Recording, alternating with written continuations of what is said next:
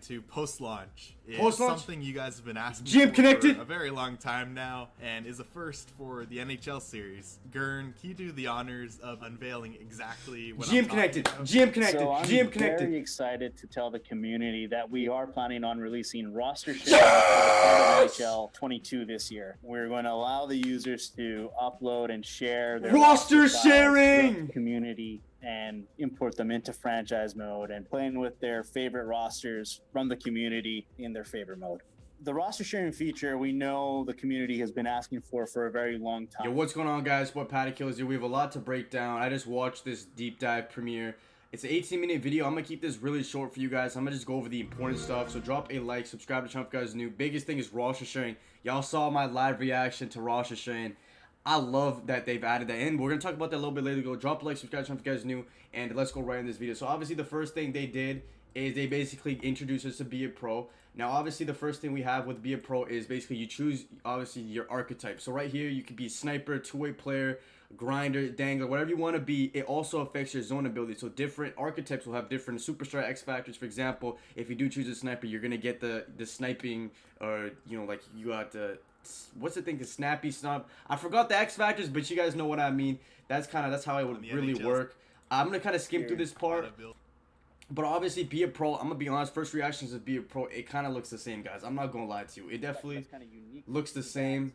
But like I said, playmakers, you got tape to tape. Here is how the X Factors are going to work. So basically, there's going to be multi-season storylines, and this is how you unlock them. Let's say I want to... I got the zone abilities, and I want to get Shrugged Off. For example, to get this ability, I have to basically complete different storyline missions to get this. So it has to be like, it's kind of like a story mode campaign, for example, where you basically play, and to get these, you have to complete certain missions. For this one, I have to be a high-performing player with low penalty minutes or a high amount of hits. For this one right here, Lady Binger Bust, for this Shrugged Off thing. To get these superstar abilities, to unlock these slots, you have to basically get superstar X Factor points, which are earned through the games, which is definitely a big deal. So like I said, like right here, puck on string, I gotta be a social media hotshot. This is how you gotta complete different storylines, which if you guys are Be a Pro fans, there's gonna be multi-season storylines. I'm talking beyond 2 seasons. I think there's a storyline mission where you have to be on a team for 5 years. So there's a lot of stuff for Be a Pro that they've added in. I'm not gonna lie, some of it definitely doesn't really look exciting. I really hope, like right here, for example, here's the ability progress. Like I said, you have to get 40 points for this, 34, so you can track all your points, which is definitely, you know, a big thing for EA. But we just go over this. Like, I wasn't really too excited for Be a Pro. I mean, I feel like with me, the big problem about Be a Pro for me personally was it just got boring, because like everything I do, I don't need a stupid text on my screen. I prefer cutscenes, how 2K does it.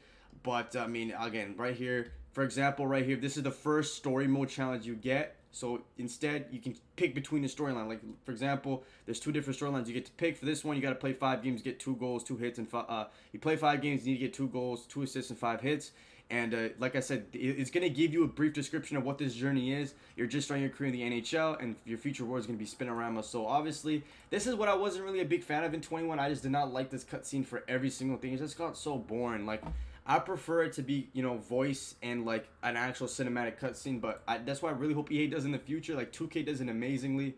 But like I said, they kind of go on for this. But here's another storyline. Like I said, for this one, you have to finish the top team in your division. You get 3 rewards.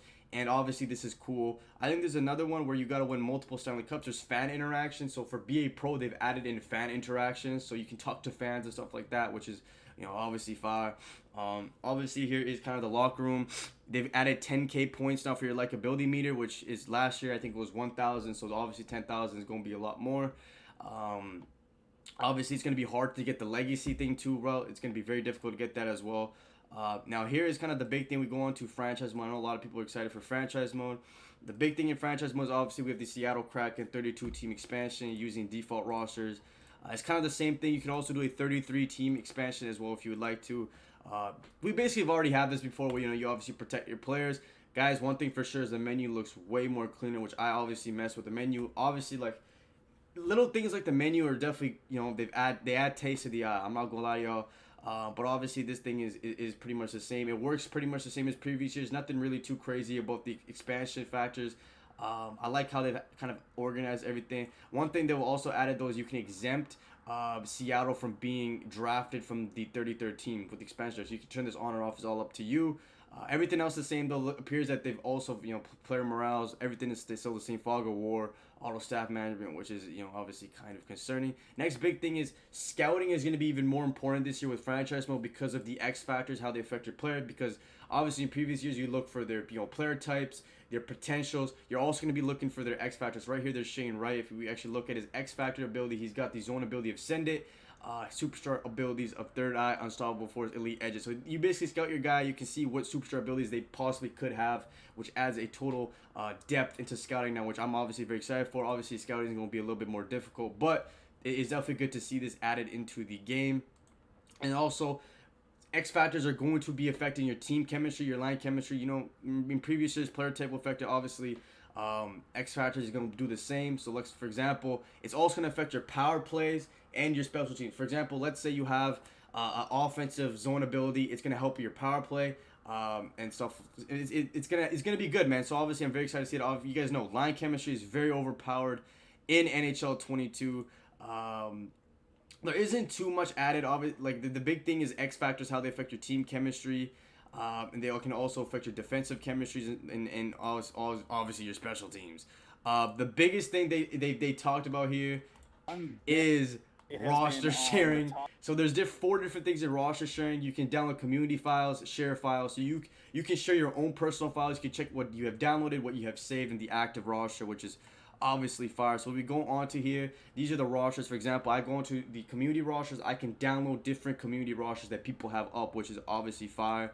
This is only going to be available in December. I wish people realize that it's only going to be available December 21st is what they have right now. I thought it was I thought it was GM connected, but again, it is very, very exciting. But that's kind of pretty much it. That's all they really have. I've kind of broken down an 18-minute video as short as possible. But tell me guys what you guys think. Drop a like, subscribe. I'm very excited for roster, and I hope you guys are too. See you guys next.